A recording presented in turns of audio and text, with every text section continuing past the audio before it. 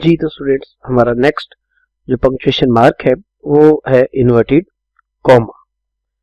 तो ये देखते हैं जी, इन्वर्टेड कॉमा को इन्वर्टेड कॉमा जो है उसकी जो है या कोटेशन मार्क्स भी हम कहते हैं, उसकी बेसिक जो सिंबल है वो तो ये डबल कोटेशन मार्क्स हैं। याद रखिएगा, ये डबल कोटेशन जो मार्क्स हैं आपको नजर आ रहे होंगे कि ये जो स्टार्टिंग होते हैं ये उल्टे होते हैं और जो एंडिंग होते हैं वो हमेशा सीधे होते हैं। आपने अकॉर्डिंगली इसी तरह इनको ड्रॉ करना होता है जैसे कि ये ड्रॉ हुए हुए। तो the rules of inverted commas are different in United States, Great Britain and other countries. मतलब मुख्तलिफ ममालिक में स्पेशली यूनाइटेड स्टेट्स और ग्रेट ब्रिटेन दो डिफरेंट वैरायटीज रखता है इन्वर्टेड कॉमास या कोटेशन मार्क्स के। रूल्स देखते हैं जी। Use double quotation marks to set off a direct word for word speech. Direct speech कह लें, कोटेशन कह लें, तो जो वर्ड किसी ने अपने मुंह से बोले होते हैं और वो वर्ड टू वर्ड वैसे ही लिख दिए जाते हैं, उसको हम इन्वर्टेड कॉमास के अंदर क्लोज करते हैं। I hope you will be here, he said. अच्छा, गौर कीजिएगा, जो भी पंक्चुएशन होती है वो जहां इन्वर्टेड कॉमास क्लोज हो रहे होते हैं वहां उसके अंदर आ रही होती है, अगर वो एक पूरी क्लॉज है। और नेक्स्ट देखिएगा, he you said she is a lovely girl. तो लेकिन अगर इन्वर्टेड कॉमास शुरू हो रहे हो तो कॉमास या पंक्चुएशन वगैरह इन्वर्टेड कॉमास के बाहर होती है। और एक बात हमने और सीखी थी कि जो डायरेक्ट स्पीच है जो इन्वर्टेड कॉमास में लिखी जा रही होती है उसका फर्स्ट अल्फाबेट कैपिटल होता है, जो कि आपको यहाँ लिखा हुआ नजर आ रहा है।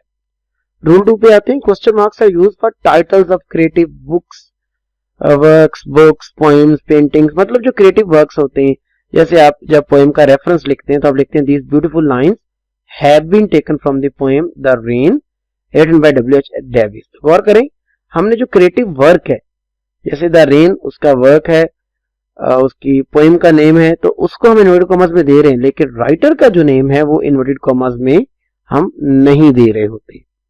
तो क्रिएटिव वर्क आता है जी इन्वर्टेड कॉमास में। नेक्स्ट आते हैं रूल 3 पे। Periods and commas eight the end of a direct speech always go inside the quotation marks. मतलब जो भी इन्वर्टेड कॉमास के एंड पर फुल स्टॉप हो, कॉमास हो, जो भी हो वो इन्वर्टेड कॉमास के अंदर आ रहा होता है। ये चीज ध्यान में रखनी है। और जो स्टार्ट में हो वो इन्वर्टेड कॉमास के बाहर आ रहा होता है। Rule 3, use single quotation marks for quotation with in quotation. Single हम कब यूज करते हैं? जब कोटेशन विद इन कोटेशन हो। अच्छा, आजकल एक और चीज भी है कि अक्सर सिंगल इन्वर्टेड कॉमास ही यूज कर लिए जाते हैं किसी भी कोटेशन के लिए, जो कि चलता है, नॉर्मल है, लेकिन यूजुअली डबल इन्वर्टेड कॉमास ही प्रेफरेबल है। और सिंगल अपने तब यूज करने जब कोटेशन विद इन कोटेशन हो। आइए इस एग्जांपल को देखते हैं। Dan said in a town outside Brisbane I saw tourist go home written on wall. तो देखो, टूरिस्ट गो होम जो था वो एक स्टेटमेंट थी जो दीवार पर लिखी हुई, इसलिए ये भी डायरेक्ट कोटेशन होगी। और चूंकि कोटेशन विद इन कोटेशन आई है तो ये सिंगल इन्वर्टेड कॉमास में आई, और जो बाहर वाली थी वो डबल इन्वर्टेड कॉमास में आ रही है। तो but then someone told me pay it no mind lead, के इस पर ऊपर गुस्सा मत करें। तो गौर करें, सिंगल इन्वर्टेड कॉमास भी क्लोज हुए और उसके फौरन बाद फिर डबल इन्वर्टेड कॉमास भी क्लोज हुए, लेकिन ये जरा दूर करके स्पेस देकर बंद किए ताकि सिंगल और डबल इन्वर्टेड कॉमास जो हैं उनको सेपरेट सेपरेट करके क्लियर किया जा सके। तो लाइन ये पढ़ते हैं, in the example below note that the period goes inside both the single and double quotation marks. Also note that as a courtesy there is a visible space between adjacent single and double quotation mark, कि जो single और double quotation marks होते हैं उसके अंदर हम एक visible space जरूर रखते हैं ताकि क्लियर हो जाए कि कहीं ये 3 जो है पोस्ट ऑफिस जैसा शो ना होना शुरू हो, ताकि नजर आए कि एक सिंगल इन्वर्टेड कॉमा और एक double inverted comma. Okay students, rule number 5 पे हम आगे। तो always capitalise the first word in a complete quotation even in the mid sentence। मतलब एक complete quotation आ रही है, मतलब एक complete sentence आ रहा है, clause आ रही है इन्वर्टेड कॉमास के अंदर, तो उसका फर्स्ट अल्फाबेट आप हमेशा कैपिटल रखेंगे। और बेशक वो मिड सेंटेंस ही क्यों ना, जरूरी है कि ये स्टार्ट में हो, ये बेशक मिड सेंटेंस ही, जैसे ये गौर करें ये मिड सेंटेंस आई है, पहले आपको रिपोर्टिंग स्पीच नजर आ रही है और उसके बाद ये रिपोर्टेड स्पीच है, लेकिन फिर भी आपको ये फर्स्ट अल्फाबेट कैपिटल रखना है। हाँ, अगर वो गुज़श्ता से पेवस्ता हो, मतलब कुछ ऐसा हो कि जो पिछला जुमला जारी था इन्वर्टेड कॉमास का वो भी बात पूरी नहीं हुई थी, दरमियान में फिर रिपोर्टिंग स्पीच आ गई और थोड़ी देर बाद फिर इन्वर्टेड कॉमास शुरू होकर वो बात जो पिछली रिपोर्टिंग स्पीच थी वहीं से आगे कंटिन्यू हुई है, गुज़श्ता से पेवस्ता हुई है, तो तब आप गुज़श्ता से पेवस्ता की सूरत में अगली क्लॉज का जो फर्स्ट वर्ड है उसका फर्स्ट अल्फाबेट स्मॉल रखेंगे। देखते हैं जी।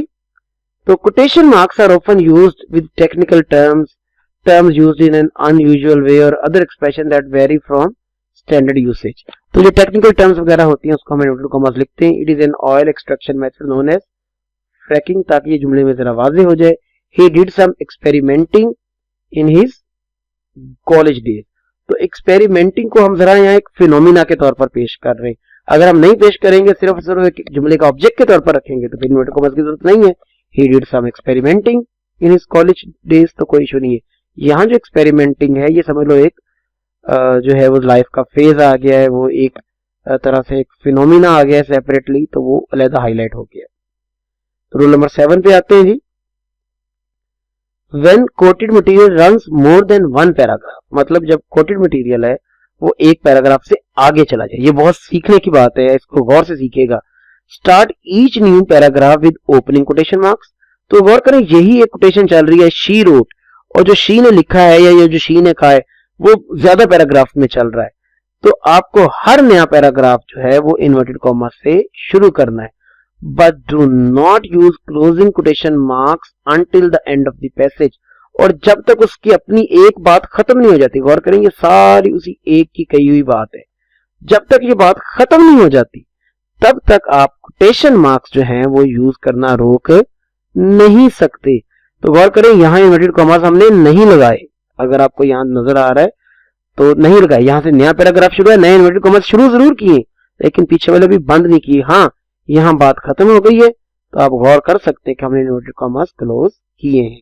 मैं इसको दोबारा एक्सप्लेन कर दूं कि अगर आपके इन्वर्टेड कॉमास की स्पीच एक से ज्यादा पैराग्राफ पर जा रही हो और वो आपस में लिंक्ड हो और एक ही बंदे ने एक ही वक्त में वो बात लिखी हो, कही हो, तो हर पैराग्राफ जो नया शुरू होगा वो नए इन्वर्टेड कॉमास से शुरू तो होगा, लेकिन क्लोजिंग पैराग्राफ पे इन्वर्टेड कॉमास क्लोज नहीं होंगे अनटिल जब तक सारे पैराग्राफ्स खत्म ना हो जाएं, जैसा कि यहाँ हुआ। तो आसान सी बात है, डू होप कि आपको प्रॉपर्ली अंडरस्टैंड हो गई होगी। पैरेंथेसिस एंड ब्रैकेट्स के यूसेज पे आते हैं जी। तो ये पैरेंथेसिस जिसको आप छोटी ब्रैकेट्स भी कह लेते हैं और ये ब्रैकेट्स की सिंबल है। तो पैरेंथेसिस आर सिंबलाइज्ड एज, और ब्रैकेट्स की सिंबल है जी। Parenthesis and brackets must never be used interchangeably. ऐसा नहीं होना चाहिए, अक्सर हम कर जाते हैं कि जहां मर्जी हम पैरेंथेसिस लगा दें, जहां मर्जी हम ब्रैकेट्स लगा दें। ऐसा मुमकिन नहीं है, इसमें थोड़ी सी एहतियात का तकाजा है और दोनों के यूसेजेस के थोड़े बहुत डिफरेंट है। तो let us learn them both in detail. तो आइए इनको जरा दोनों को हम पूरी डिटेल से सीखने की कोशिश करते हैं जी। तो पैरेंथेसिस पे आते हैं सबसे पहले। रूल नंबर 1 है जिसका, use parenthesis to enclose information that clarifies और is used as an aside. Aside का मतलब जो आपने जरा एक्स्ट्रा इंफॉर्मेशन दी होती है। He finally answered after taking 5 minutes to think that he did not understand the question. देखें, असल जुमला है he finally answered that he did not understand the question. ये जो after taking 5 minutes to think है, ये जरा असाइड है, एक्स्ट्रा एक्सप्लेन किया गया है। तो ये एक से हमारा जो है वो क्लैरिफाई कर रहे हैं ओनली, तो ये हमारा पैरेंथेसिस में जाएगा। If material in the parenthesis ends a sentence, the period goes after the parenthesis। मतलब अगर जो है पैरेंथेसिस के बाद फुल स्टॉप आ रहा हो तो वो हमारा जुमला एंड हो रहा हो, तो वो फुल स्टॉप वगैरह जुमले के एंड की तरफ जा रहा होता है।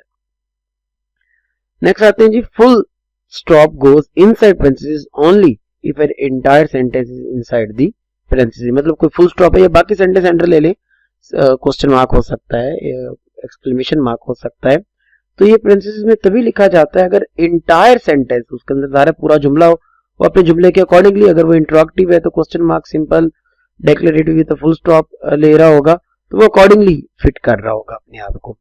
रूल 3 पे आते हैं, take care to punctuate correctly when punctuation is required both inside and outside parenthesis.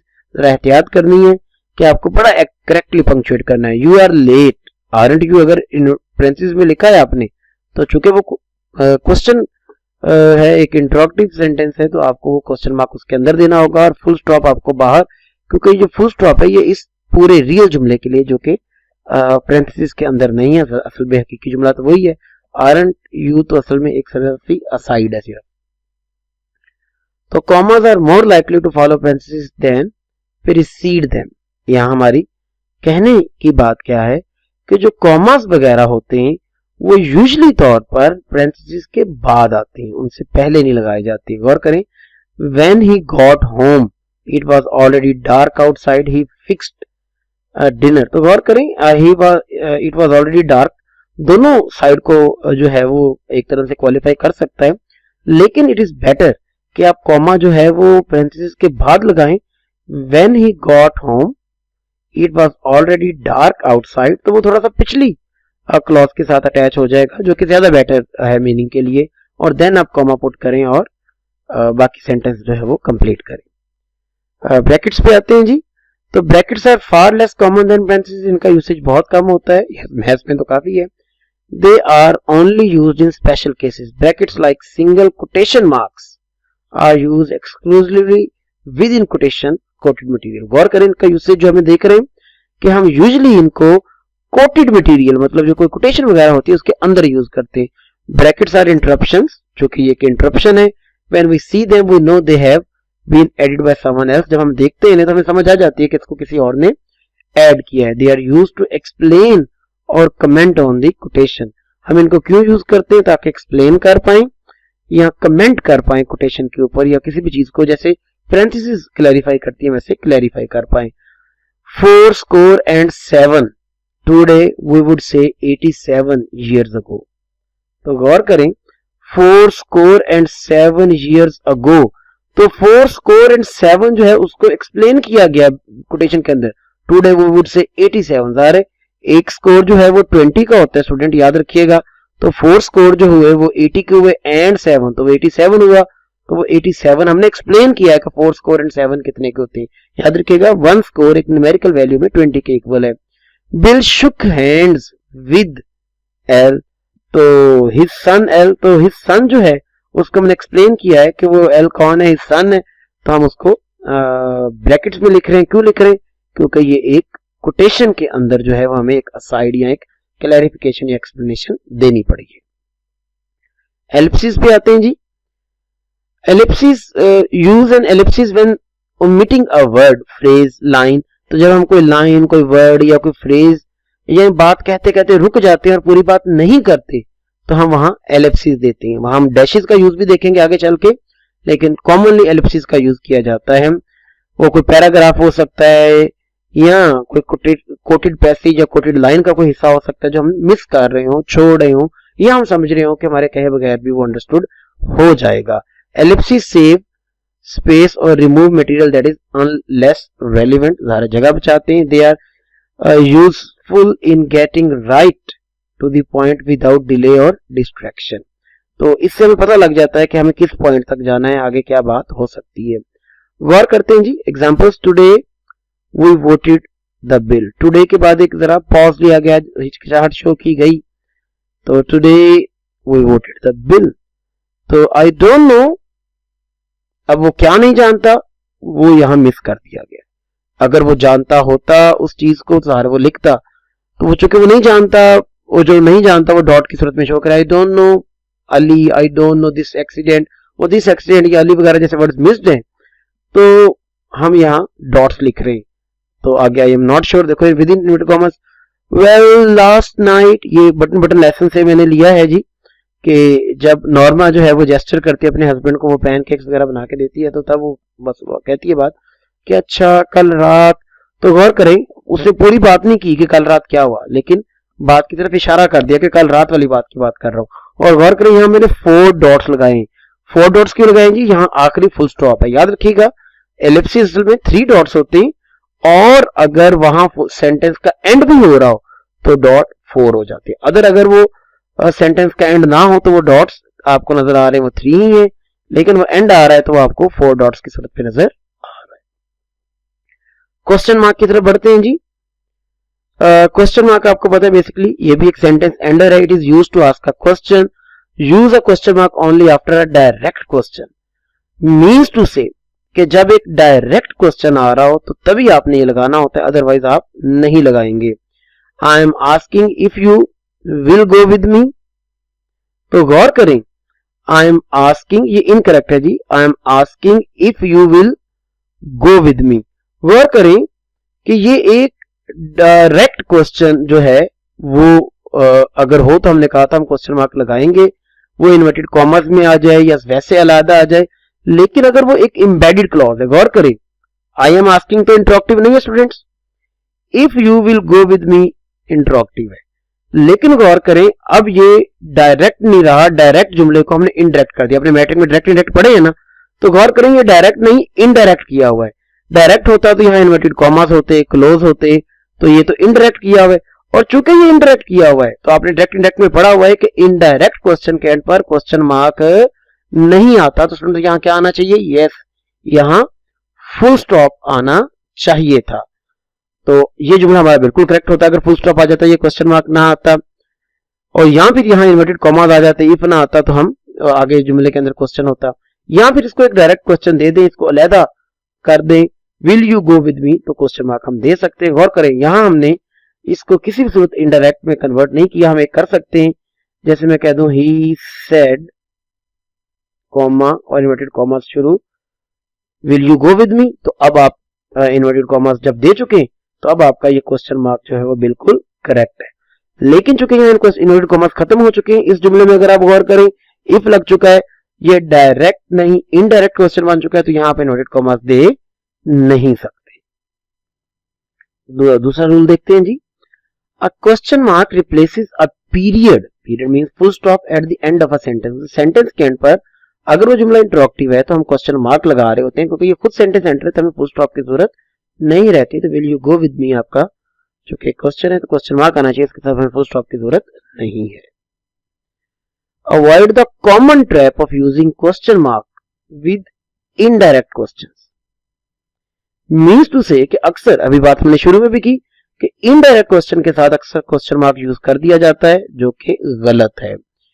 तो which are statements that contain embedded question, असल में ये क्वेश्चन होता है जो कि एम्बेडेड होता है। अगर एम्बेडेड गौर करें, एम्बेड करना धंस जाना होता है, तो ये इसके अंदर एम्बेड कर गया होता है, धंस गया होता है। और एम्बेडेड क्वेश्चन असल में इनडायरेक्ट क्वेश्चन होते हैं, उसके साथ हम क्वेश्चन मार्क नहीं लगाते। Use a period after an indirect question, उसके बाद हम क्या लगा रहे होते हैं जी, बेसिकली फुल स्टॉप लगा रहे होते हैं।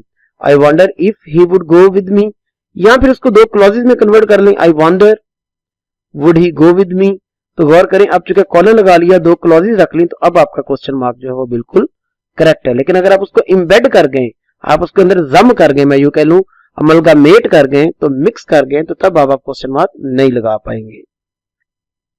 रूल 4 पे आते हैं जी, सम सेंटेंसेस आर स्टेटमेंट्स और demands in the form of question, मतलब उनकी शक्ल क्वेश्चन की फॉर्म की होती है, लेकिन असल में वो स्टेटमेंट होती है, वो किसी से कोई पूछी गई बात नहीं होती।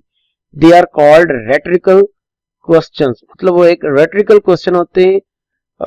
रेटरिकल क्वेश्चंस बेसिकली हम उन क्वेश्चंस को कहते हैं स्टूडेंट्स जो कि एक तरह का मुहावरतन जो क्वेश्चन होता है, लेकिन असल में वो किसी से पूछा गया बात नहीं होती, वो मुहावरा तन ही बात ऐसे लिखी जाती है, बिकॉज दे डोंट रिक्वायर और एक्सपेक्ट एन आंसर। और ये जो रेटरिकल क्वेश्चन है, इनका कोई क्वेश्चन चूंकि पूछा ही नहीं, इसलिए आंसर भी रिक्वायर्ड नहीं होता, there is a question mark भी नहीं आता। These should be written without question marks. Why don't you take a break, why don't you take a break, तुम ब्रेक क्यों नहीं ले रहे, तुम ब्रेक क्यों नहीं लेते हो। तो ये बेसिकली सिंपल एक तरह की आपकी जो है एक रेटरिकल क्वेश्चन है, क्वेश्चन मार्क की जरूरत नहीं है। और अक्सर ये जो रेटरिकल क्वेश्चन होते हैं, आप अपने एंड पर जो है अगर इसके अंदर इमोशन स्ट्रांग हो तो हम साइन ऑफ एक्सक्लेमेशन भी दे सकते हैं, यानी हम चाहते तो यहाँ भी दे सकते हैं जरा स्ट्रांग इमोशन शो करने को। याद रखिएगा एक्सक्लेमेशन मार्क जो होता है वो इमोशंस की शिद्दत को शो करता है। अगर ये आ जाए तो बस ये पता लगता है कि बोलने वाले ने जो जुमला है थोड़ा सा स्ट्रांग इमोशंस के साथ बोला होगा। मैंने जैसे शुरू में बताया कि हमारी मोस्टली पंक्चुएशन का ताल्लुक स्ट्रक्चर से ज्यादा बोलने वाले के मीनिंग से और उसके एक्सप्रेशन के अंदाज से है। अगर उसने उसको जरा बोल ऐसे दिया है, why don't you take a break, तो जरा एक्सप्रेशन उसके वैसे हो गए तो आप एक्सक्लेमेशन मार्क देंगे। What wouldn't I do for you, what wouldn't I do for you, तो वो जरा हैरानी या एक तरह के अफसोस का इजहार कर रहा है कि उसके लिए बहुत कुछ किया उसने।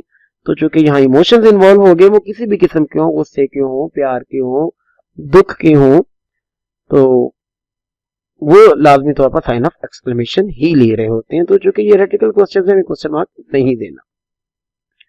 रूल 5 पे आते हैं, use a quotation mark with tag question. Question mark, sorry, use a question mark with tag question. Tag question हमने पीछे भी पढ़ा कि एक स्टेटमेंट के साथ अगर हम एक क्वेश्चन ऐड कर देते हैं तो उसको टैग क्वेश्चन कहते हैं। एक तो हमने पढ़ा था टैग क्वेश्चन को कॉमा लगा के सेपरेट करते हैं, और दूसरा टैग क्वेश्चन के एंड पर क्वेश्चन मार्क जरूर दिया जाता है। You do care, don't you. गौर करें, जुमला पॉजिटिव है तो टैग क्वेश्चन नेगेटिव होगा, इंटरोगेटिव भी होगा और नेगेटिव भी होगा। They will not kill anybody, आपको नजर आ रहा है ये बटन से लाइन लिया मैंने। दे will not kill anybody, Norma बोल रही है, विल दे। और जुमला चूंकि नेगेटिव है तो जो टैग क्वेश्चन होगा वो नेगेटिव नहीं होगा, वो सिर्फ और सिर्फ सिंपल इंटरोगेटिव होगा। और ये टैग क्वेश्चन बनाया कैसे जाता है, आप देख रहे हैं कि हेल्पिंग वर्ब और जुमले के सब्जेक्ट को यूज करके ये बनाया जा रहा होता है। मार्क ऑफ एक्सक्लेमेशन आ गया, जिसको हम सिंपल एक्सक्लेमेशन मार्क भी कह लेते हैं। तो मार्क ऑफ एक्सक्लेमेशन को देखते हैं जी। It is used to show strong emotions, मतलब जो हमारे गुस्से के हो सकते हैं, वो प्यार के हो सकते हैं, वो वॉन्डर के हो सकते हैं, तो उसको हम शो करने के लिए इसको यूज करते हैं। अ प्रेयर, मतलब कोई हमने दुआ वगैरह को जो है वो शो करना हो। अ विश, जो है हमने कोई शो करनी हो। यहाँ कोई एक्सक्लेमेटरी वर्ड्स वगैरह होते हैं जैसे हुर्रा या हु अलास, जो कि स्ट्रॉन्ग इमोशंस को शो करते हैं किसी तरह के, तो उनके लिए भी हम एक्सक्लेमेशन मार्क का इस्तेमाल कर रहे होते हैं। तो एग्जांपल देखते हैं। This is something I want you to see. गौर करें, इसको बोला जरा इमोशंस के साथ गया है। ये clearing in the sky lesson है जेसी स्टुअर्ट का, तो उसमें जेसी स्टुअर्ट के फादर ये बोलते हैं, this is something I want you to see, ये है वो चीज जो मैं तुम्हें दिखाना चाहता था। तो गौर करें, चूंकि उन्होंने इसी तरह इमोशंस के साथ बोला है तो ये साइन ऑफ एक्सक्लेमेशन ले रहा है।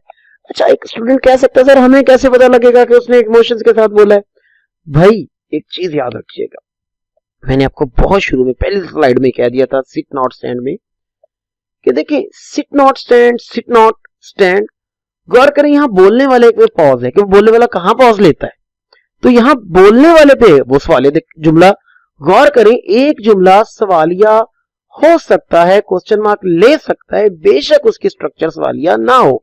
मैं एक जुमला देता हूं, खाना खा लिए। देखिए ये सवाल है, लेकिन क्या जुमला तो सवालिया नहीं है। खाना खा लिए, इसको असल जुमला तो ये सिंपल है लिखने में, देखा जाए कोई ये जवाब भी हो सकता है किसी का, खाना खा लिया है जी, खाना खा लिया है, लेकिन खाना खा लिए। दोनों जुमलों को सिर्फ बोलने वाले के अंदाज का फर्क है, तो पंक्चुएशन डिफरेंट होगी। और यही अगर मैं पंक्चुएशन मार्क को बिल्कुल डिफरेंट करता हूं, फर्ज करें आप थके हुए घर आए, रात को लेट हो जाएं और देखें आके किचन में, फ्रिज में, कहीं भी देखें, हॉटपॉट में, कहीं भी आपको खाने को कोई चीज ना मिल रही हो, तो अब जरा इमोशंस के साथ ये थोड़ा सा गुस्से में कह रहे होंगे, खाना खा लिया है, तो इट मीन्स टू से कि मेरे लिए कुछ भी नहीं छोड़ा, तो वो आपका साइन ऑफ एक्सक्लेमेशन ले देगा। देखिए जुमला सेम था, हमने उसको फुल स्टॉप भी दिया, हमने उसको क्वेश्चन मार्क भी दिया, हमने उसको साइन ऑफ एक्सक्लेमेशन भी दे दिया, तो मीन्स टू से कि पंक्चुएशन का तो ताल्लुक डायरेक्टली हमारे जो मीनिंग है स्पीकर का, जो उसने मीनिंग कन्वे किया, जो उसने जिस अंदाज में बोला, उससे ताल्लुक है। तो यहाँ जो बुक में पंक्चुएशन हमें हमारे आपकी सारी बुक्स में है, जो कि आप एकेडमिक स्पेशली पंक्चुएशन देख रहे होते हैं, तो वो ज्यादातर जो होती है वो बोलने वाले या जो लिखने वाला होता है वो अपने इमोशंस को शो करने के लिए दे रहा होता है। उसका यूजुअली जुमले की स्ट्रक्चर से लाजमी तौर पर लेना देना नहीं होता। हाँ, स्ट्रक्चर के साथ भी वो लिंक कर रही होती है, लेकिन ज्यादातर आप देख रहे होते हैं कि स्ट्रक्चर जो है वो सादा है, एंड पर क्वेश्चन मार्क आ रहा है। जैसे अपने बटन में sorry clearing in the sky में एक जुमला पढ़ा, रिमेंबर दीज हिकरीज, तो उस जुमले के एंड पर क्वेश्चन मार्क दिया हुआ है। क्यों? क्योंकि हम तर्जमा भी करते तो ये कर रहे होते हैं, क्या तुम्हें याद है? वो क्यों आ रहा है जी क्वेश्चन मार्क? क्योंकि उसने बोला सवालिया अंदाज में। ये तो नहीं लिखा जुमले बुक में do you remember, do you remember नहीं लिखा, बल्कि सिंपल रिमेंबर लिखा है और जुमले के एंड पर क्वेश्चन मार्क है। क्यों? बोला सवालिया अंदाज में गया। तो ये बच्चों को सबसे बड़ा चैलेंज होता है पंक्चुएशन में कि भाई फिर उनको कैसे पता लगेगा। तो इसके लिए बेटा मैंने आपको शुरू में कहा था कि आपने ज्यादा से ज्यादा प्रैक्टिस करनी है, और जितनी आप प्रैक्टिस करेंगे अपनी बुक से, अपने एकेडमिक वर्क से, वही आपके लिए फायदेमंद है।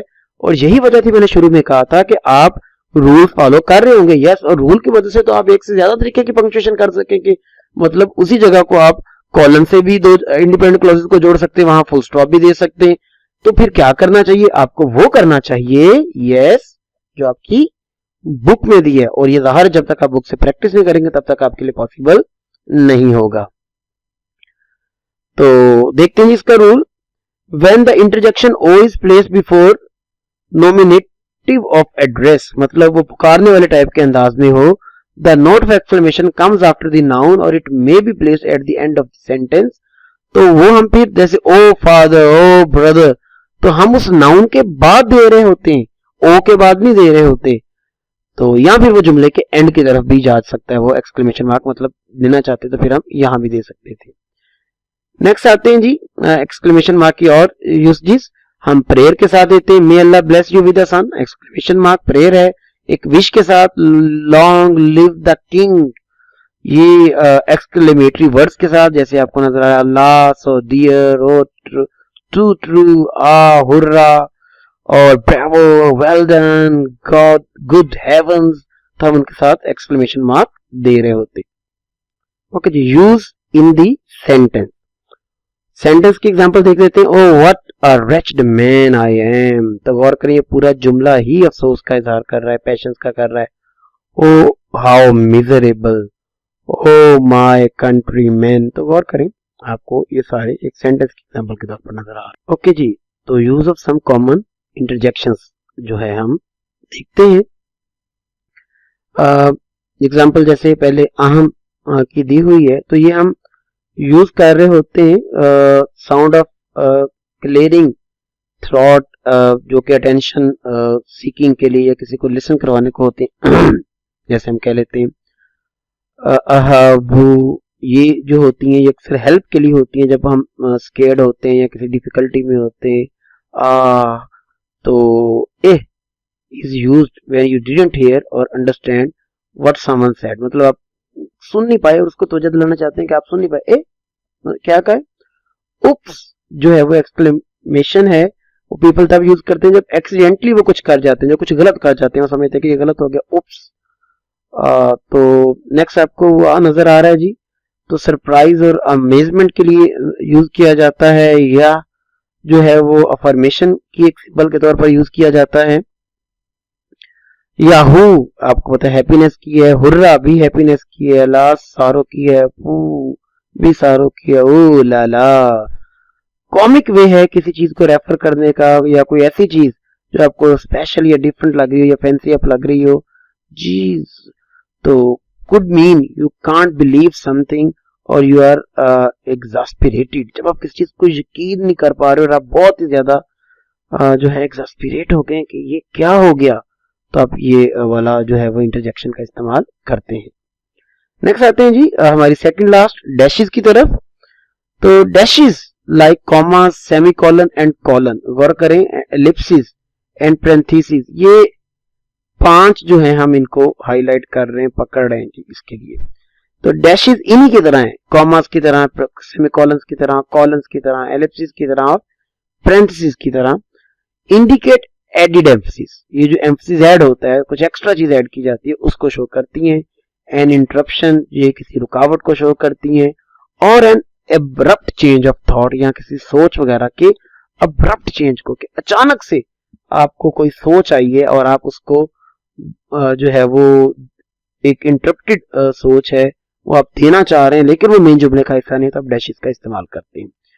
तो experience writer know that these marks are not interchangeable, जो राइटर एक्सपीरियंस उनको पता है कि जहां मैं कॉमास लगा रहा हूँ, सेमीकोलन लगा रहा हूँ, कोलन लगा रहा हूँ, एलिप्सिस लगा रहा हूँ या पैरेंथेसिस लगा रहा हूँ, मैं उनकी जगह पर डैशेस यूज तो कर लेता हूँ लेकिन मीनिंग चेंज हो जाता है। दैट इज वाई एक पर्टिकुलर मीनिंग में, एक पर्टिकुलर एम्फसिस में, एक पर्टिकुलर अट्रैक्शन में मैं एक पर्टिकुलर इनमें से कोई पंक्चुएशन मार्क ही यूज कर रहा हूँगा, ना कि मैं आपस में ये इंटरचेंज कर लूंगा। Dashes subtly change the tone of a sentence, ये किसी भी सेंटेंस का टोन, उसका एक तरह से कह लें एक एम्फसिस और उसका एक मीनिंग का अंदाज जो है वो चेंज कर सकती है। तो देखते हैं जी विदाउट डैशेस और with dashes. You are the friend, the only friend who offered to help me, तो गौर करें you are the friend, the only friend who offer to help me, तो द ओनली फ्रेंड जो है वो simply इस friend को explain कर रहा है, नथिंग एल्स। लेकिन you are the friend dashes के साथ लगाता हूं, डैश आपको नजर आ रहा है हाइफन से लंबी होती है, द ओनली फ्रेंड, तो ये ज्यादा वाजे करके लाता क्योंकि इसने दूर कर दिया ज्यादा जुमले से और इसको एक प्रोमिनेंट करके पेश किया, तो एम्फसिस बढ़ गया। You are the friend, the only friend, ये एक तरह से एम्फेसाइज कर रहा है कि तेरे अलावा तो कोई दोस्त ही नहीं था जो ये करता, who offered to help me. तो इसका मतलब एक तरह से ये दूसरे लोगों को जैसे सेटराइज कर रही हो, क्रिटिसाइज कर रही हो कि उसके तेरे अलावा कोई दोस्त ही नहीं था। तो गौर करें, इससे चीजों का एम्फसिस कई गुना बढ़ गया जो कि कॉमा उतना बड़ा एम्फसिस नहीं दे पाए। I pay the bills, she has all the fun. गौर करें, ये दोनों बड़े आपस में क्लोजली लिंक्ड हैं, हमने इसलिए सेमीकोलन दिया कि मैं बिल देता हूं, मजे वो लूटती है। तो I pay the bills, she has all the fun, ये जो डैश है ये कंट्रास्ट कर रही है दोनों को वाजे कि बिल मैं देता रहता हूं भाई, मजे वो लूटती रहती है। तो एक तरह से ये कंट्रास्ट को और ज्यादा एम्फेसाइज करके पेश कर रही है। गौर करें, एक दूसरे से इंटरचेंज तो हमने कर दिया लेकिन मीनिंग या एम्फसिस कई गुना बढ़ गया। गौर करें, मैंने इधर इनकरेक्ट नहीं लिखा, ये मैंने लिखा है विदाउट डैशेस, ये लिखा है मैंने विद डैशेस, दोनों करेक्ट है। हमें ये देखना है कि कौन सा किस तरह का मीनिंग पेश कर रहा है। I wish you would, O never mind, I wish you would. गौर करें, डॉट डॉट डॉट जो है वो शो कर रहा है कि यहाँ उसने कुछ मिसिंग किया है, वो बात नहीं कह पाया और साथ कह गया कोई बात नहीं हो, नेवर माइंड। लेकिन इस जुमले में उसी की जगह पर मैंने डैश यूज किया, I wish you would, O never mind. तो गौर करें, एम्फसिस कई गुना बढ़ गया कि मेरी काश थी कि काश तुम ये करते, तो वो एम्फसिस ही बढ़ गया। यहाँ सिर्फ और सिर्फ बात करते कहते से बात हजफ कर दी गई और यहाँ बात एक तरह से थोड़ा सा जो है वो जज्बात की हदों को छूने लग गई है। Words and phrases between dashes are not generally part of the subject. जो डैशेस के बीच आती है वो सब्जेक्ट का पार्ट नहीं होती है, वो सब्जेक्ट वो एग्रीमेंट में रोल प्ले नहीं करती। तो जो वाज ऑलवेज वेलकम, देखो जो एंड हिज ट्रस्टी मत वाज ऑलवेज वेलकम हम लिख रहे हैं। गौर करें, अगर यहाँ ये डैशेस ना होती तो मेरे प्यारे स्टूडेंट्स हम क्या करते, हम इधर वर देते, क्या दे रहे होते, वर दे रहे होते। लेकिन चूंकि ये डैशेस आई हैं तो ये पार्ट जो है वो सब्जेक्ट का पार्ट नहीं रहा, सब्जेक्ट अब सिर्फ और सिर्फ जो है और ये हमारा आगे वर्ब आ गया, प्रेडिकेट का पार्ट शुरू हो गया। तो हमारा सब्जेक्ट व प्रेडिकेट हमें कह रहा है कि हम जो वाज ऑलवेज वेलकम ही लगाएं। रूल 2 पे आ रहे हैं जी, some writers and publishers prefer spaces around dashes, मतलब बहुत सारे जो हैं वो डैशेस के इर्द गिर्द स्पेसेस देना प्रेफर करते हैं, जो कि ठीक है और उसमें कोई इशू नहीं है। अपोस्ट्रोफी की तरफ आते हैं जी, हमारा जो है इस टॉपिक का लास्ट पंक्चुएशन मार्क। तो अपोस्ट्रोफी एस जो है उसको साथ हम डिस्कस करेंगे। Use the apostrophe to show possession of living things, और ज़ाहिर जब हम पोजेशन शो करते हैं तो हम अपोस्ट्रोफी एस यूज कर रहे होते हैं। To show possession with a singular noun add an apostrophe plus the S letter, अगर वो सिंगुलर है तो हम अपोस्ट्रोफी के साथ एक एस लेटर ऐड कर देते हैं। A woman's hat, the boss, wife, Mrs. Chang's house। अच्छा, अब यहाँ एक चीज पर गौर करना है, अगर ये प्लूरल नाउन हो और पहले से एस मौजूद हो, जैसे मैं इसको क्लियर करता हूं, बॉयज, बल्कि इसको कर लेते हैं जी, आ बॉयज बुक्स, तो एक लड़के की ये अपोस्ट्रोफी एस आ गया, काके की का मीनिंग दे रहा है, पोजेशन दे रहा है, एक लड़के की किताबें। लेकिन अगर ज्यादा लड़कों की किताबें और मैं वर्ड लिख रहा हूं बॉयज बुक्स, तो याद रखिएगा अपोस्ट्रोफी अकेली मोर देन इनफ है, तो मेरे लिए होगा जी boys books, apostrophe is more than enough. हाँ, अगर मैं इसके साथ एस लगा भी दूं तो ये एस अननेसेसरी है। अननेसेसरी क्यों, कि आप ना ही लगाएं तो बेटर है, क्योंकि एस साउंड पहले से, और याद रखिएगा ये रूल एस साउंड का है कि अगर एस साउंड पहले से आ रही हो किसी लफ्ज के एंड पर, वो प्लूरल हो या वैसे भी, जैसे अवैस बुक्स अगर मैंने लगाना होता तो अवैस अपोस्ट्रोफी बुक्स, तो मुझे दोबारा एस की जरूरत नहीं थी, मैं लगा तो दूंगा जैसे मैंने इधर लगाया, लेकिन ये एस कभी भी प्रोनाउंस नहीं होगा। बॉयज बुक्स या अवैसिस बुक्स नहीं, मैं कहूंगा अवैस बुक्स, बॉयज बुक्स ही बोलूंगा, इसलिए यूजुअली इसको हम ओमिट ही कर देते होते हैं, और तो इसलिए यहाँ ये वाला एस भी याद रखिएगा ओमिट हो सकता था। द बॉस वाइफ, अपोस्ट्रोफी काफी थी। नेक्स्ट आते हैं, use only an apostrophe if there is already an S, और याद रखिएगा जब ये एस कह रहा हूं तो ये मैं एस साउंड की बात कर रहा हूं, तो at the end of the noun whether singular और plural. Note the following example, Mr Chips life, second year में आप मिस्टर चिप्स का नावल पढ़ते हैं students, Mr Chips life, S के बाद अपॉस्ट्रोफी है, class hours, Mr Jones golf club, the canvas size, Texas weather, boys hostel, girls room. तो गौर करें हमारे लिए अकेला अपॉस्ट्रोफी काफी होता है। नेक्स्ट आते हैं, और use the apostrophe to indicate the letter spaces removed in a contraction. Contraction क्या होती है? जब हम लफ्जों का साइज छोटा कर देते हैं और उसके अंदर कोई ना कोई एक्सप्रेशन जो है, अल्फाबेट जो है वो मिस करते हैं। तो आई एम, गौर करें पूरा एक्सप्रेशन तो आई एम है, और मैं इसको शॉर्ट करके क्या पढ़ रहा हूं? I am going there, I am going there. I am going there के बजाय आपने अक्सर लेसन्स में भी देखा है वो contraction I am going there, they are, ये नहीं पढ़े, दे आर। शी वुड या शी हैड दोनों के लिए आ सकता है जी, ये शी अपॉस्ट्रोफी डी, कांट आपको पहले से ही पता है। तो कैन नॉट की शॉर्ट फॉर्म है, गौर करो नॉट के जो एन ओ है वो मिसिंग है, तो उसकी जगह पे आपको अपॉस्ट्रोफी नजर आ रही है। शुड हैव गौर करो नहीं वो पढ़ रहा। हाँ, अगर वो शुड हैव पढ़ेगा तो शुड हैव ही आएगा, शुड हैव आपको नजर आ रहा है। तो इस शुड हैव असल में है, तो शुड हैव बोलने में शुड हैव, तो उसको इस तरह लिखा जाएगा शुड अपॉस्ट्रोफी वी, और जो मिसिंग है एच ए उसकी जगह पे अपॉस्ट्रोफी आ गई। वी कांट, ये लाइन सेंटेंस ये है, we can't cheat from Hareem's paper because she is absent today. तो गौर करें आपको ये जुमले में कांट, हरीम्स, ये पोजेशन दिया हरीम्स पेपर, शी इज को apostrophe she is absent today.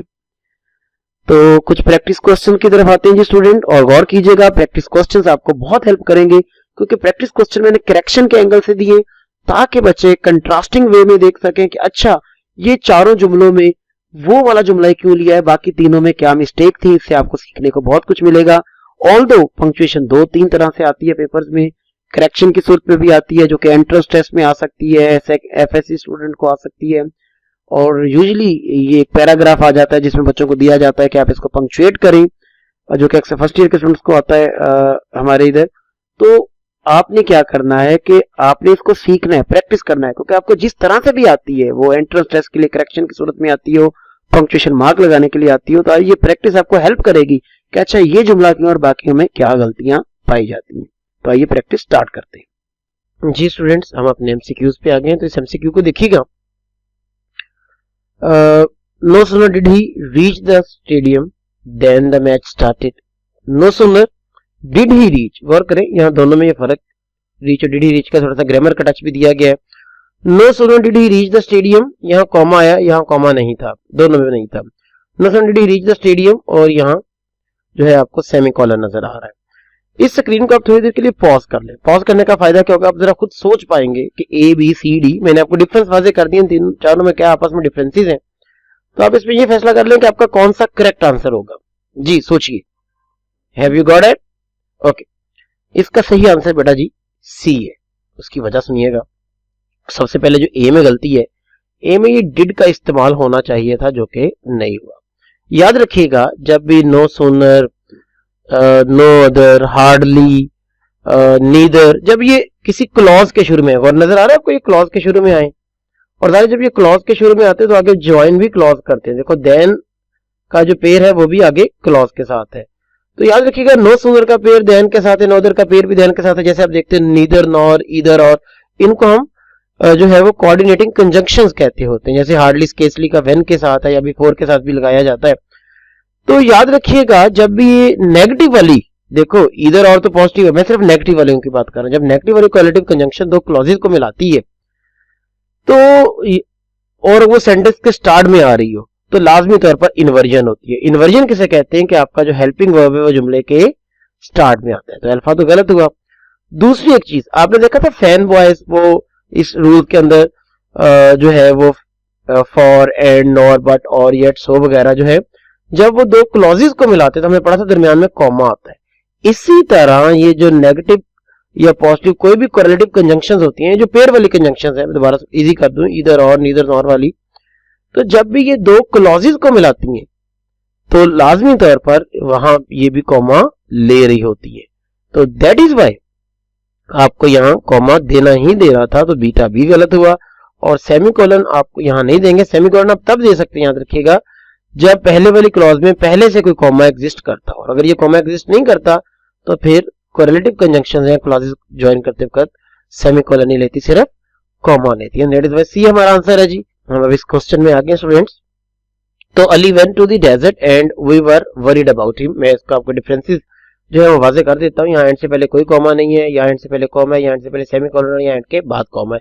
अब आप लोगों ने यहाँ डिसाइड करना है कि कौन सा आंसर करेक्ट है, और मेरी आपको सजेशन है कि एक मरतबा के लिए इस स्क्रीन को पॉज कर लें ताकि आप सही आंसर के बारे में सोच सके कि कहाँ पंक्चुएशन राइट है।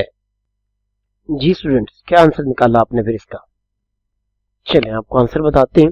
आंसर इसका है जी बीटा। उसकी रीजन आपको मैंने पहले भी काफी एक्सप्लेन की हुई है कि जब फैन बॉयज आ जाए और दोनों साइड पर क्लॉज हो, क्लॉज मैंने कहा था सब्जेक्ट वर्ब हो, आपको नजर आ रहा है दोनों साइड पर सब्जेक्ट वर्ब है, क्लॉजेस हैं, तो देन लाजमी तौर पर जो फैन बॉयज हैं वो अपने से पहले कॉमा ले रहे होते हैं, अनलेस और अनटिल वहां जो है वो क्लॉजेस बहुत छोटी हो, सिर्फ सब्जेक्ट वर्ब तक कंप्राइज करते हैं, तो फिर हम स्किप करने का ऑप्शन हमारे पास मौजूद है। अदरवाइज हमें ये कॉमा देना चाहिए, और इसलिए बाकी ये सारे गलत है। सेमीकोलन मैंने पहले बताया था ये तभी आ पाएगा कि अगर यहाँ पहले से कोई कॉमा एग्जिस्ट करता हो तो फिर हम फैन बॉयज क्लॉजेस मिला रहा हो तो उससे पहले सेमीकोलन दे देते हैं। नेक्स्ट आते हैं जी, I bought a book, a pen, a pencil and went to lunch. गौर करें यहाँ एंड से पहले कोई पंक्चुएशन नहीं है, यहाँ एंड से पहले सेमीकोलन है, यहाँ एंड से पहले कॉमा है, और यहाँ भी एंड से पहले कुछ नहीं है, लेकिन इसमें गौर करें तो बॉट के बाद एक कॉलन है। कौन सा आंसर करेक्ट है जी? आप जरा पॉज करें और सोचें। जी तो बच्चों इसका जो आंसर करेक्ट है बेसिकली दैट इज बीटा। आप कहेंगे सर ये तो बड़ा आउटस्टैंडिंग हो गया, बीटा कैसे? याद रखिएगा अगर आप बीटा नहीं देते तो मसाइल कुछ आपके लिए पैदा हो रहे होते हैं। जैसे I bought a book, a pen, a pencil and went to lunch, तो ऐसा लगता है कि जैसे मैंने खरीदा, और क्या खरीदा है जी? मैंने एक बुक, पेन, पेंसिल और वेंट टू लंच खरीदा है। तो वेंट टू लंच तो उस लिस्ट का हिस्सा बन गया, जो कि उस लिस्ट का हिस्सा नहीं है, क्योंकि वेंट टू लंच उसने बाय तो नहीं किया। तो सी में क्या मसला आ रहा है जी? I bought a book, a pen and a pencil and went to lunch. तो एंड से पहले कॉमा तो आया है, लेकिन गौर करें वो फिर भी लिस्ट का पार्ट ही बन गया, क्योंकि आप करें लिस्ट की हर आइटम अपने बाद कॉमा ले रही है, तो पेंसिल के बाद कॉमा आ गया एंड से पहले, तो वो भी उस लिस्ट का एक हिस्सा ही बन गया, क्योंकि हमने पढ़ा हुआ है कि जो ऑक्सफोर्ड कॉमा है वो एंड्स वगैरह से पहले लगाया जा सकता है। और देन डेल्टा में आई बॉट के बाद कॉलन दिया हुआ है। हमने एक बात पढ़ी थी कि कॉलन का यूज सीरीज से पहले हम करते हैं, यस, लेकिन अगर वो सीरीज उस वर्ब के बाद आ रही है, उस वर्ब का ऑब्जेक्ट हो, तो देन हम कॉलन उस लिस्ट से पहले यूज नहीं करते। तो I bought a book, a pen, a pencil, तो चूंकि उसके ऑब्जेक्ट्स हैं तो यहाँ कॉलन नहीं आ सकता। नेक्स्ट आते हैं जी, लॉन्ग जी, live long my dear king. Live long my dear king, तो गौर करें यहाँ आपको नजर आ रहा है दोनों में फर्क, यहाँ कॉमा है, सॉरी एक्सक्लेमेशन मार्क है, बीटा में नहीं है, सी में फुल स्टॉप आ गया उसकी जगह पे, और यहाँ कॉमा भी गायब हो गया, और डेल्टा में यहाँ कॉमा गायब हो गया और यहाँ एक्सक्लेमेशन मार्क आ गया। तो इनमें करेक्ट ऑप्शन सोचिएगा जरा स्टूडेंट्स। एंड यस, हमारा जो आंसर है करेक्ट दैट इज अल्फा। उसकी रीजन देखिएगा, गौर करें एक दुआ दी गई है तो साइन ऑफ एक्सक्लेमेशन तो चाहिए ही चाहिए, यहाँ बिल्कुल भी नहीं है तो गलत हुआ। बीटा में भी साइन ऑफ एक्सक्लेमेशन नहीं, और एक गलती और कर दी कि जब आप किसी को पुकारते हैं, मैंने वोकेटिव केस हमने पढ़ा था, तो किसी का एड्रेस उसको करते हैं उसका नेम से, उसके टाइटल से, किसी भी तरीके से, तो लाजमी तौर पर उसके नेम या टाइटल को कॉमा लगा के बाकी जुमले से सेपरेट करते हैं, तो यहाँ कॉमा आना चाहिए था। दैट इज वाई ये चार्ली भी गलत है, और डेल्टा में भी यही मिस्टेक मौजूद है, तो that is why alpha is our answer. Next आते हैं जी, लेंथी सेंटेंस जरा गौर कीजिएगा। Japan has many good looking features. क्या फीचर्स हैं जी? रोड्स वाइड एंड स्मूथ है, बिल्डिंग्स, गौर करें आपको ये ग्रुप नजर आ रहे हैं, अब बिल्डिंग्स ह्यूज एंड हाई है, इंडस्ट्री मॉडर्न एंड डोमिनेटिंग है, and people humble and tolerant. तो आपको नजर आ रहा है यहाँ कॉलन है, यहाँ जो एक ग्रुप एंड हो रहा है उसके अंदर सेमी कॉलन है, ग्रुप के अंदर कॉमास है। तो अब गौर करना है आपका कौन सा करेक्ट है, जरा सोचिए, इसको एक बार पॉज करके देखते रहिए और देन मुझे बताइए जी। तो इसका आंसर अब आपको मैं पहले बताता हूं, देन हम उसको डिस्कस करते हैं। तो इसका आंसर है जी बीटा करेक्ट। अल्फा में गलती क्या हुई? अल्फा में देखो जो लास्ट ग्रुप है, industry modern and dominating and people humble and tolerant, ऐसे लगता है क्योंकि यह ग्रुप खत्म हो तो अगला पूरा ग्रुप ही है कि इंडस्ट्री क्या है, modern and dominating and people humble and tolerant, ये सारी चीजें कौन है? इंडस्ट्री है, मीनिंग में एम्बिग्यूटी आ गई। लेकिन यहां गौर करें, यहां सेमीकोलन आया, इंडस्ट्री मॉडर्न एंड डोमिनेटिंग है, सेमीकोलन फिर आया जो कि बता रहा है कि नया ग्रुप शुरू है, बेशक वहां एंड मौजूद है लेकिन नया ग्रुप शुरू हुआ and people humble and tolerant है। चार्ली में मसला हमारे पास क्या आया कि एंड से पहले सिर्फ कॉमा था, जो कि इंडस्ट्री एंड डोमिनेटिंग मॉडर्न और वो सारा एक ही ग्रुप में उसको जम कर गया। और डेल्टा में जो हमारे पास इशू नजर आ रहा था, आप गौर करें कि आपको roads wide and smooth, buildings huge and high, industry modern and dominating, people humble and tolerant. तो देखने में तो ऐसा लगता है कि जैसे कोई डिफरेंस नहीं है, बीटा और डेल्टा आपस में मुकम्मल तौर पर जैसे सेम हो। लेकिन अगर आप गौर करें तो आपको डिफरेंस नजर आ सकता है कि यहाँ एंड मिसिंग किया गया है, और ये जो एंड का मिस होना है, जाहिर है आपकी ये लिस्ट चल रही थी और लिस्ट के एंड पर आपको आखिरी जो एंड था उससे पहले सेमीकोलन चाहिए था और एंड भी चाहिए था। और रीजन, अच्छा एक बच्चा एक पूछ सकता है कि सर ये इस एंड से पहले हम सेमीकोलन क्यों लगा रहे हैं, मैं दोबारा उसको क्लियर करता हूँ कि ये ग्रुप लेता है और अगर के एंड बार बार आ रहा है और इस एंड से पहले हम कॉमा लगा देते हैं, जैसे ये कॉमा लगा हुआ है, ये और सॉरी ये जैसे एंड से पहले कॉमा लगा हुआ है, तो ये कॉमा अगर हम कबूल कर लेते तो ऐसे लग रहा था ना जैसे industry modern and dominating and, तो जो उस एंड पिक्चर में उसमें जम हो जाना था, जो कि ठीक नहीं रहना था। नेक्स्ट आते हैं जी हम अपने इस क्वेश्चन पे, finally we reached our goal. यहाँ कॉमा नहीं है, यहाँ कॉमा है, यहाँ सेमीकोलन है, यहाँ कॉलन है। सोचिए कौन सा आंसर करेक्ट है। ये तो बहुत इजी आंसर है जी। तो स्टूडेंट्स आंसर आपसे मैं शेयर किए देता हूँ। Answer finally we reached our goal, उसकी रीजन आंसर की लीजिएगा कि जो हमारे ये वर्ड्स हैं, मैंने कहा था इनको हम बेसिकली कंजंक्टिव एडवर्ब्स भी कहते हैं। फाइनली, नेवरदलेस जैसे हो गया, हाउएवर हो गया, देयरफॉर हो गया, ये अगर क्लॉज के शुरू में आ जाए तो देन ये अपने बाद कॉमा लेते हैं, और अगर ये विद इन अ क्लॉज आ जाए तो दोनों साइड पे कॉमा लेते हैं। अगर ये दो क्लॉजेस ज्वाइन कर रहे हैं तो पहले सेमीकोलन और बाद में कॉमा ले रहे होते हैं। तो दैट इज वाई हमारा ये बीटा ही आंसर है, क्योंकि ये क्लॉज के शुरू में आया है जी। तो स्टूडेंट्स हम इस नेक्स्ट क्वेश्चन पे आगे। सेंटेंस आपको नजर आ रहा है, she ate red berries and resultantly she got rashes. अगर मैं आपको डिफरेंसेस दिखाऊं तो यहाँ आपको एंड से पहले सेमीकोलन बाद में कॉमा, यहाँ एंड से पहले कॉमा और फिर कॉमा, यहाँ कोई पंक्चुएशन नहीं है, और यहाँ रिजल्टेंटली की दोनों साइड पर कॉमा है और एंड से पहले कुछ नहीं है। ठीक है, तो यस पॉज कीजिए, जरा सोचिए कि आपका ये कौन सा आंसर जो है वो करेक्ट हो सकता है जी स्टूडेंट्स जी। तो हमारा, अगर मैं इसको एक्सप्लेन करूं, सबसे पहले आंसर की तरफ आते हैं, तो आंसर हमारा अल्फा करेक्ट है। उसकी रीजन गौर करें, दोनों साइड पर क्लॉज है, शी गॉट रैशेस और शी एट बेरीज, जो कि दोनों साइड पे क्लॉजेस है। तो दैट इज वाई ये जो हमारा रिजल्टेंटली है, हाउएवर है, फाइनली आ गया, नेमली आ गया, नेवरदलेस, नॉनदलेस, तो ये पहले सेमीकोलन लेंगे और बाद में कॉमा लेंगे, और चूंकि इसके साथ एंड भी लगा हुआ है तो एंड भी फिर इसके साथ ही शामिल हो जाएगा, और एंड भी अपने से पहले सेमीकोलन और बाद में कॉमा लेगा। That is why alpha is our right answer. Next question पे आ गए जी हम। This young man is determined nevertheless to take her to dinner one night soon. तो आपको नजर आ रहा है वन नेवरदलेस से पहले और आगे इसको सेट ऑफ किया गया कॉमा की मदद से। यहाँ पहले सेमीकोलन और बाद में कॉमा है, यहाँ नेवरदलेस के साथ कुछ भी नहीं, और यहाँ नेवरदलेस और से पहले और बाद में दोनों जगह सेमीकोलन है जी। तो डिसाइड कीजिएगा कौन सा करेक्ट है, पॉज कर लें, सोचें, फर्क निकाल लें, and yes our answer is basically alpha. अब आप कहेंगे सर पहले सेमीकोलन क्यों ना आया, गौर करें, this young man is determined to take her to dinner one night soon, तो गौर करें ये तो एक ही क्लॉज है। गौर करें, दिस यंग मैन सब्जेक्ट हो गया, इज डिटरमिन्ड वर्ब हो गया। क्या to take her to dinner one night soon में कहीं सब्जेक्ट वर्ब है? इसका दूसरे पर क्लॉज ही नहीं है। इसका मतलब जो नेवरदलेस है ये विद इन अ क्लॉज आया है, और चूंकि ये with in a single clause आया है तो ये दो क्लॉजेस को ज्वाइन नहीं कर रहा, तो हम इसके दोनों साइड पर सिर्फ और सिर्फ कॉमास ही देंगे, कोई सेमीकोलन या दूसरी चीजें यहाँ नहीं आ सकती जी। तो इस क्वेश्चन पे आ जाते हैं। निस्बतन एक इजी क्वेश्चन है जी हमारा। चारों सेंटेंसेस को देखते हैं। When the doctor arrived, the patient had died. आपको कोई पंक्चुएशन मार्क नजर नहीं आ रहा। When the doctor arrived के बाद कॉमा है, when the doctor arrived के बाद सेमीकोलन है, और when the doctor arrived के बाद कॉलन है जी। फैसला कीजिए कौन सा करेक्ट है। यस जी, तो इसका आंसर है बीटा। उसकी रीजन स्टूडेंट क्या है ये देखते हैं।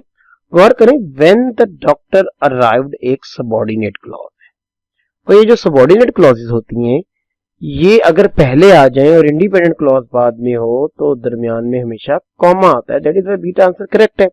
अब एक स्टूडेंट कह सकता है कि सर हम कैसे पता लगेगा क्लॉजेस है, गौर करें। डॉक्टर सब्जेक्ट अराइव्ड वर्ब और जिसमें सब्जेक्ट वर्ब कॉम्बिनेशन आ गया वो क्लॉज है, और व्हेन की वजह से ये सबऑर्डिनेट हो गया। सबऑर्डिनेट क्लॉज किसे कहते हैं कि सब्जेक्ट वर्ब तो आ रहा है लेकिन वो एक इंडिपेंडेंट सेंटेंस भी बना सकती है। व्हेन द डॉक्टर अराइव्ड को लैदा करें, व्हेन द डॉक्टर अराइव्ड, क्या फुल स्टॉप लगा पाएंगे? नहीं, तो ये सबऑर्डिनेट क्लॉज है। हाँ, the patient had died independent है, कैसे पता लगा इंडिपेंडेंट है? क्योंकि मैं इसको लैदा करके एक जुमला बना सकता हूँ, the patient had died full stop. तो जब सबऑर्डिनेट पहले इंडिपेंडेंट बाद में तो दरमियान में हम कॉमा लगाते हैं। हाँ, अगर ये इंडिपेंडेंट पहले आ जाती और सबऑर्डिनेट बाद में आती तो फिर किसी पंक्चुएशन की जरूरत नहीं थी। तो सेंटेंस होता the patient had died when the doctor arrived, तो किसी पंक्चुएशन की जरूरत नहीं थी। नेक्स्ट आते हैं जी, this is my very dear house which is very lovely. यहाँ कुछ भी नहीं है, यहाँ कॉमा है, यहाँ दैट है और यहाँ दैट से पहले कॉमा है। तो सोचिएगा जी क्या लगा रहे हैं आप, जरा एक बार फैसला कर लें फिर आपको एक्सप्लेन करता हूं क्या लगाया जी अपने आंसर। चले, मेरा आंसर बीटा है। This is my very dear house which is very lovely. Beta क्यों और उससे पहले कॉमा क्यों? याद रखिएगा दैट और विच का यूसेज का एक फर्क कि जब हम दैट कब यूज करेंगे और विच कब यूज करेंगे। याद रखिएगा दैट हम सिर्फ असेंशियल क्लॉज के साथ, असेंशियल मतलब उसके बगैर जुमले का गुजारा नहीं है, आप वो नहीं लगाते दैट वाले क्लॉज तो जुमला अपने मीनिंग्स की फुटिंग पर स्टैंड ही नहीं करता। और विच जो है वो नॉन असेंशियल क्लॉज के साथ आता है। नॉन असेंशियल के मुराद है कि अगर हम उस क्लॉज को उतार भी देंगे तो तब भी जुमले को कोई फर्क नहीं पड़ता।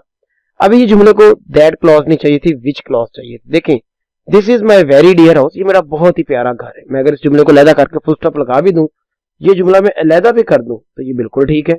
रीजन उसकी कि इसको आगे किसी जरूरत की नहीं है मीनिंग क्लियर करने को। हाँ, विच इज वेरी लवली अगर मैं लगाता हूं तो एक एक्स्ट्रा इंफॉर्मेशन दे रहा है, नॉन एसेंशियल है, तो दैट इज वाई। तो नॉन एसेंशियल क्लॉज अपने से पहले कॉमा भी लेती है लाजमी तौर पर, हमने पीछे पढ़ा था। तो दैट इज वाई ये एक तो विच आना है क्योंकि नॉन एसेंशियल क्लॉज चाहिए, और दूसरा नॉन एसेंशियल से पहले कॉमा भी आता है बाकी जुमले से सेट ऑफ करने को। तो दैट इज वाई बीटा हमारा राइट आंसर हुआ। इस एमसीक्यू पे आते हैं जी। He likes so many things, क्या क्या पसंद करता है जी? He is a passionate athlete, he loves singing, he is extraordinary student, etc. गौर करें यहाँ सेमीकोलंस हैं, यहाँ कॉमास नजर आ रहे हैं हमें, यहाँ दोनों जगह पे कॉलन था तो यहाँ सेमीकोलन आ गया है फर्क, और यहाँ उसकी जगह पे आई सिर्फ कॉमा आ गया। तो सोचिए जरा, मैंने आपको डिफरेंसेस वाजे कर दिए, कौन सा आंसर होगा जी? सोचा है कुछ? मेरा जो आंसर है दैट इज बीटा। उसकी रीजन ही लाइक सो मेनी थिंग्स, क्या क्या थिंग्स है? गौर करें कॉलन आएगा क्योंकि देखो ये वर्ब का ऑब्जेक्ट नहीं है, लिस्ट आ रही हो, अगर लिस्ट एक वर्ब की या प्रेपोजिशन वगैरह की ऑब्जेक्ट बन रही हो तो हम उससे पहले कॉमा नहीं लगाते, कॉलन नहीं लगाते। लेकिन यहाँ तो वो किसी वर्ब का ऑब्जेक्ट नहीं है, ऑब्जेक्ट तो यही लाइक्स, लाइक्स का क्या करता है सो मेनी थिंग्स, तो ऑब्जेक्ट तो ये है। तो ये लिस्ट आ गई, इसको हमने कॉलन देना ही देना था, इसलिए ये दोनों तो गलत हुए। अब कॉलन के बीच सेमीकोलन आना है कि कॉमा आना है? देखें सेमीकोलन हम लिस्ट में तब यूज करते हैं जब कॉमर्स कंफ्यूजन क्रिएट करे, और यहाँ चूंकि कॉमर्स कंफ्यूजन क्रिएट नहीं कर रहे। Work he is a passionate athlete एक चीज है, ही लव सिंगिंग दूसरी चीज है, ही इज एक्स्ट्राऑर्डिनरी स्टूडेंट तीसरी चीज है। तो हमें किसी सेमीकोलन की जरूरत नहीं है क्योंकि कॉमर्स एग्जैक्टली चीजों को क्लियर कर रहे हैं, और एटसेट्रा से पहले भी कॉमा आता होता है, ये हमने पढ़ा था। तो that is our answer beta. So student, that was all from my side. There was a lecture on punctuation rule for the beginners especially, I should say, that so that they can easily grip all the techniques of academic writing and any type of writing that they want to do, and that might help them in better writing, the writing that may enable the reader to understand better their text. And yes student, if you have any question you can post it. And yes, one more thing for you people, you can download the practice questions. Just click on the link provided below and you would get a lot of practice questions.